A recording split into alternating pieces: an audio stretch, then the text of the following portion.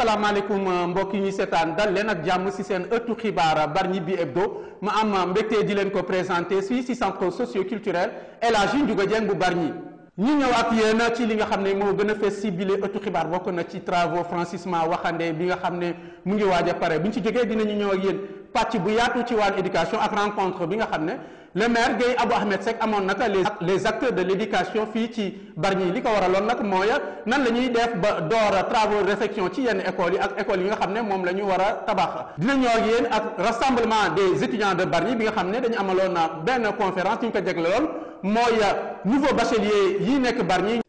ci wàllu santé tamit dinañu ñëw ak yéen ci travaux yi nga xam ne dañ koy commencé mbokk yi loolu moo gën a fees si bile ëttu xibaar boo leen taaxir la tuuti ñu faram-fàccee ko ba mu gën a jàppandi.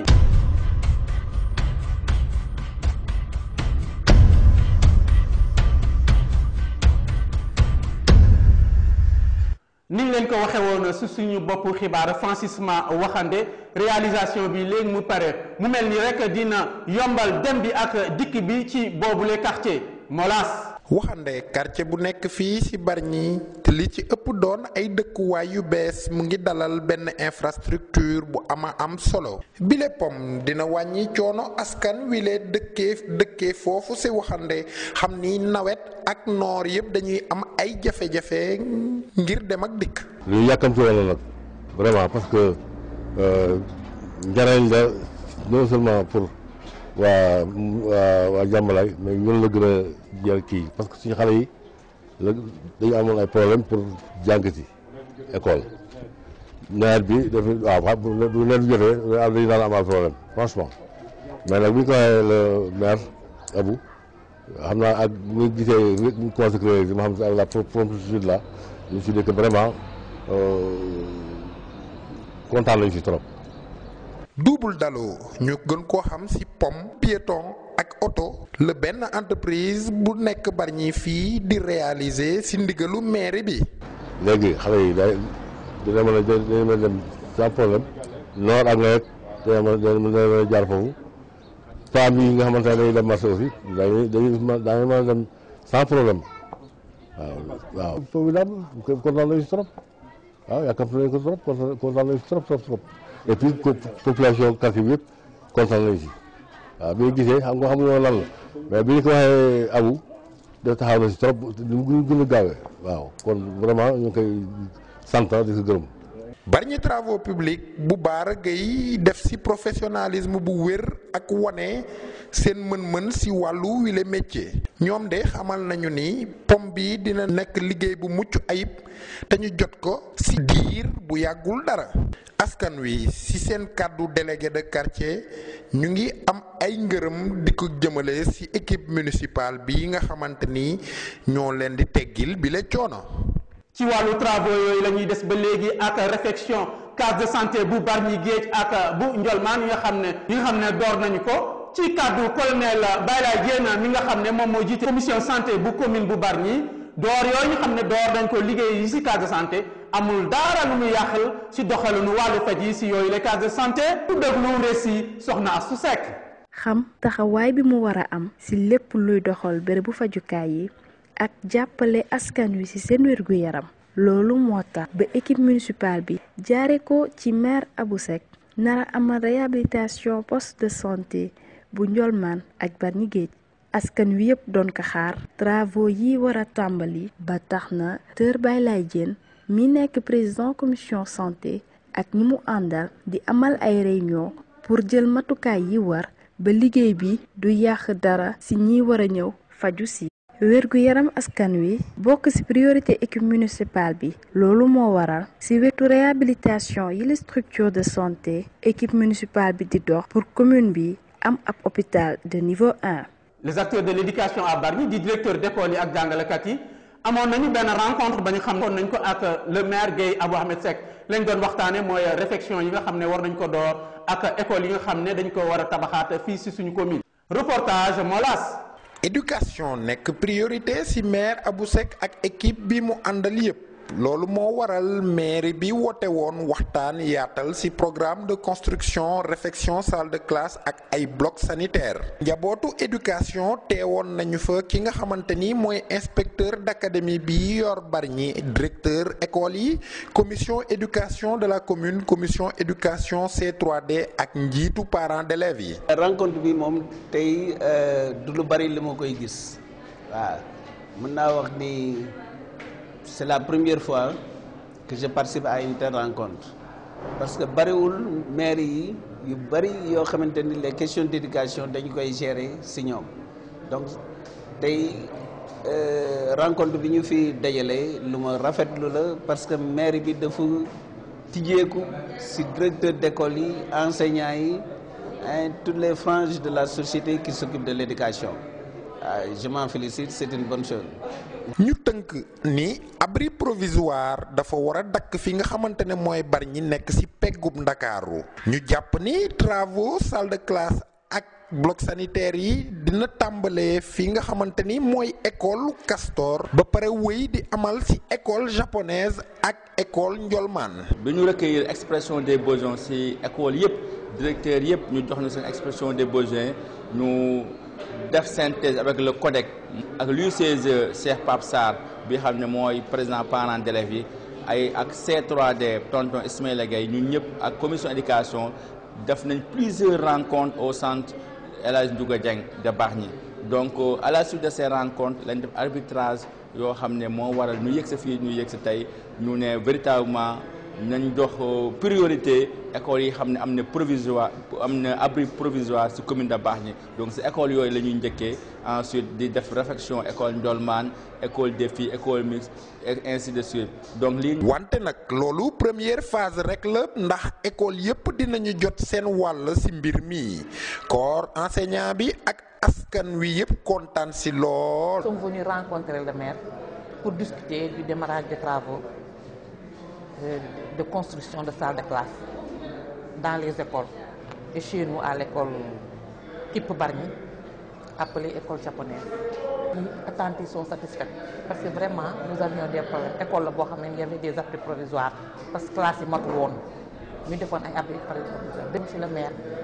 diggoon ni dina fa construire ay classes avec lenteur administrative yi moo tax ñu yéex mais tey jii monsieur le maire a concrétisé vraiment projet bi mu amoon muy construire des salles de classe tey jii boo demee école japonaise maçon yaa nga fa matériel banque yëpp ils ont commencé des travaux sant yàlla xale yëpp kontaan. xanaa rek maire bi di xamal ni lii tax mu def yile travaux jublu ci rek éducation Bargny jëm sa kanam. xam nañ ni maire bi mi ngi def ay efforts yu bari li may wax te du ma manqué di ko wax ci jàngalekat yi mooy que ni. li ñu leen maire bi di leen defal ñoom war nañu delloo maire bi njukkal ni ñuy delloo la maire bi njukkal mooy wan ni mérité nañu loolu de par leur action de tous les jours def de sorte que fu ñu toog lépp lu ñuy xalaat moo war di xalaat naka la ñuy jëmale résultats yi kanam. REP di rassemblement des étudiants de Bargny ci seen activité yi faral di amaloon nañu benn conférence ba nga xam ne ñu ngi ko jagle woon mooy les nouveaux bacheliers de Bargny li waraloon boobu conférence mooy rek nan la ñuy def ba ñoom ñu xam lan mooy système LMD ba bu ñu yeggee université ak institut yi nga xam ne fan lañ leen di orienté ñu bañ a am benn jafe-jafe. Reportage l'homme qu'il faut. Rassemblement des étudiants de Bargny amaloon nanu seen conférence pour expliquer aux nouveaux bacheliers lan mooy njëriñu système LMD ki nga xam ne mooy Sayir Cissé jiite boobu conférence wax na ci waaju am solo. dañu nekk ci monde boo xam ne c'est un monde de concurrence. monde de concurrence maanaam àdduna bi dafa toll foo xam te nit ñi dañuy jongante boobu nag Bargny war ci des gannaaw raison pour laquelle ñun bi nga xam te mooy rassemblement des étudiants de Bargny ñu oo suñuy nouveau bachelier ñi nga xam te ñoo ngi door a am bac ñu woo leen tey pour expliquer leen lan mooy système bi leen di xaar système bi leen di xaar dañ ko tuddee le système LMD c'est-à-dire licence master doctorat nan la ñuy amee licence nan la ñuy amee doctorat nan la ñuy motalee crédit pour nga mën a am licence bi maanaam lijaasa bi nga xam te moom ngay wut nan la ñuy defee li ñu naan rattrapage nan la ñuy def pour valider crédit loolu moo tax ñu oo suñuy nouveau bachelier pour expliquer leen loolu. ñoom nouveau bachelier yi xamal na ni conférence bi am na njariñ teg si dina tax ñu xam li leen di xaar dans les universités tax na tamit ñu xam lan mooy diplôme d'état lan mooy diplôme CAMES lan mooy 60 crédit. xam nga tey dañu oo mbooleem étudiants yi nga xam te ñoo am bac ren ñu defal leen petite intégration fii si Bargny ñu xamal leen li leen di xaar dans l'université. En même temps aussi ñu wax leen li leen di xaar si dans les instituts de formation professionnelle c'est-à-dire lan mooy diplôme CAMES lan mooy diplôme d'état lan mooy 60 crédits lan la ñuy valider xam nga loolu bu ñu ko xamee avant ñuy dem bu ñu demee dinañ am benn arme xam nga dañ ne kii dee mooy ki nga xamante ne adapté wul la mort c'est la fin de l'adaptation dañu bëgg à ce que suñuy étudiants Bargnois avant ñu leen di jëlee Bargny fii même ñu adapté wu pour que concurrence bi leen di xaar ñu pressé pour taxaw si parce que jamono ji dafa toll foo xamante ne nii aussi dafa nekk li ñu naan yitte quoi yitte maanaam mooy leen pas-pas li ngay def ak gëm-gëm boo ko amul rek ñeneen ñu romb la bàyyi la foofu quoi te loolu la ñuy bañ mu dal waa Bargny suñuy étudiants yi moo tax ñu jóg defal leen conférence. jariñ conférence bi daf ñu may tey jii nii ñu xam système LMD nan lay fonctionner nan la ñuy def notamment pour passer ñun fi mu nekk nii licence lañu war a def léegi licence affaire yi pour nga passer il faut nga dajale ay crédit léegi jëlee nañ ci njariñ lu bëri crédit yi nan nga koy dajalee matières yi nan lay fay demee ñaati crédit ngay am pour boo bëggee jóge licence dem master ñaati crédit nga war a emmagasiner quoi. dañuy des ci wàllu éducation ba léegi ak concours bi nga xam ne moom la ñuy woole épellement ñi ko organisé woon mooy l'association des jeunes conscients de Bargny ñoom ñu ni li waral ñu def boobu concours mooy fexe rek nan la xale yi di mën a defee dictée ak te duñ ci def ay faute ak dégg français bu baax a baax soxna Astou Seck moo ñu defal reportage bi. tey ñu gis ne niveau xale yi en français dafa faible loolu nekk sababu yi leen ndaw ba tax ñu taxawal ab association duppee les jeunes conscients de Bargny seen bébét nekk jàppale ndaw yi ci sukkali langue française jaare ko ci ab concours bu ñu duppee Épelle-moi ñu déglu kenn ci ñoom. En fait, nous avons organisé cette association AZCB juste pour développer le niveau des élèves. Parce que nous avons constaté que le niveau des élèves, surtout en orthographe, autrement dit en dictée, est faible maintenant. Donc pour développer ce niveau-là, pour développer le niveau des élèves, nous avons décidé de créer cette association et d'aider aussi tout le monde, d'aider tous les élèves. Parce que comme vous l'avez entendu, nous avons dit association des jeunes conscients de Bargny. Donc cela ne veut pas dire seulement les élèves. Cette association ne concerne pas seulement à aider les élèves, mais ça concerne à aider tout le monde. Donc nous voulons aider tout le monde. Et pour une première fois, nous avons décidé d'organiser ce concours, concours Épelle-moi, pour développer le niveau des élèves, surtout en français. Président association bi dellu si waat si njariñu yile daje ak ni ñu nar a contribuer si formation xale yi. En fait, cette association a beaucoup d'avantages parce que ça permettra les élèves de maîtriser la dictée, ça permettra les élèves de savoir écrire correctement certains mots parce que comme nous le savons, aujourd'hui les élèves ont du mal à écrire correctement les mots. Donc pour les aider à écrire correctement les mots, nous avons décidé d'organiser cette association. Ça a beaucoup d'avantages et ça nous aidera aussi, nous aussi, de savoir écrire les mots. Ça nous aidera, nous aussi, d'être plus conscients de nous-mêmes. Association Les Jeunes Conscients de Bargny di wéyal seen première édition Épelle-moi di lancer waale ab message yeneen association yi ni leen am na leneen lu ñu mën a def gannaaw foo agréé sip tënk nañuy joindre l'utile à l'agréable. Une association pour tout le monde, pour tout un chacun, pour toute une population qui se lève pour aider les enfants, pour s'aider eux-mêmes. Donc moi je lance un message pour les dire de travailler, de former les associations. Et il ne faut pas former les associations juste pour s'associer entre eux, se blader, rigoler après rentrer. Il faut organiser des choses exceptionnelles, des choses mirobolantes, c'est-à-dire des choses mirobolantes, c'est-à-dire des choses qui sont belles à réaliser. Moi je lance ce message pour toutes les personnes qui se regroupent pour former une association. ci wàllu tout tànk yi la ñuy wax ak arbre de Noël bi nga xam ne ñi ko def mooy association Leket yi ak seen maternelle ba nga xam ne moo nekk fële ca booru géej mu am ay cadeau yoo nga xam ne dañ ko jëloon rek ngir neexal yooyu lee xale l'homme qu'il faut teewoon na ci boobu arbre de Noël.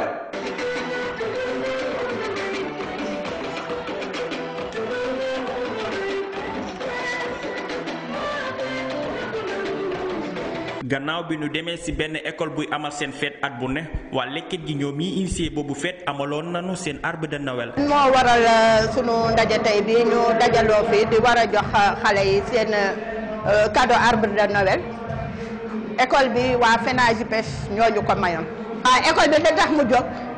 doomi transformatrice yi ak doomi pêcheurs yi ñoom lañ ko may parce que fédération nationale des GIE de pêche du Sénégal ay pêcheurs lay liggéeyal ak ay femmes transformatrices ñooñu ñoo ko tax a jóg waaw ñooñu lay liggéeyal moo tax école bi ñu ko defee itam xale yi nga xam ne seen yaay ak ay femmes transformatrices lañu ak ay pêcheurs ñooñu lañu sélectionné seeni doom ñu ñëw foofu sa école bi di fi jànge. naka noonu ki nga xamante ne moo jiite boobu arbre de Noël doon na rafetlu boobu taxawaay bu waa FENAGIPES. di gërëm ñëpp di sant ñëpp. suñu collaboration ak municipalité bi mooy ñun mairie bi mooy suñu premier partenaire lu ñuy def ak lu ñuy wax dañ ciy jiital monsieur le maire de la ville de Bargny mu ñëw jàppale ñu si te jàpp bu rafet itam la ciy jàpp. masuñu kaa wax ba mu dellu ci ginnaaw wala mu yox toujours rek mu ngi wut avancement léget gi ak avancement femme yi ci Bargny kon nag moom itam ñu ngi koy sant di ko gërëm ci loolu mu ñuy jàppale.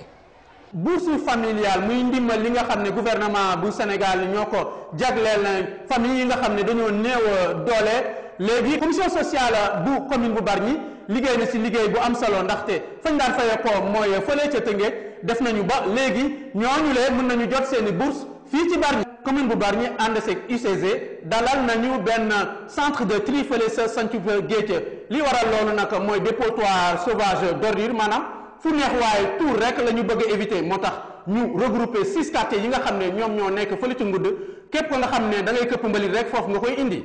ba léegi ci biile ëttu xibaar ak championnat régional bu football bu Dakar bi nga xam ne weekend bi ñuy ñëw lañ koy door Bargny nag am na ñetti équipe yi nga xam ne ñoom ñoo ciy soobu. muy Bargny Sporting Club Lamaan bu Bargny ak Bargny Minam Sendou mbokk yi loolu moo doonoon seen ëttu xibaar Bargny bi hebdo ma amoon mbégte di leen ko présenté di leen jox rendez-vous beneen yoon ci yeneen i xibaar jaam ak jaam.